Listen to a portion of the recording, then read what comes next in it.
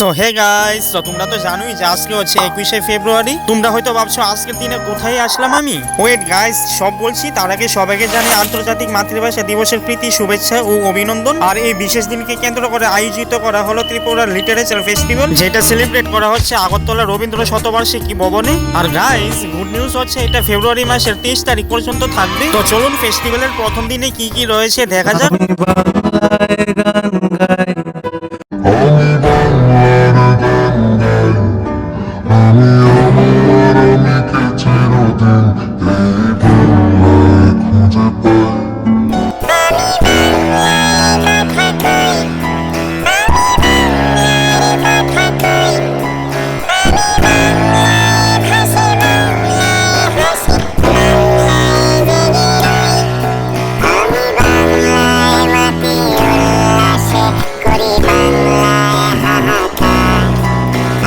সব দেখে শুনে খেতে গিয়ে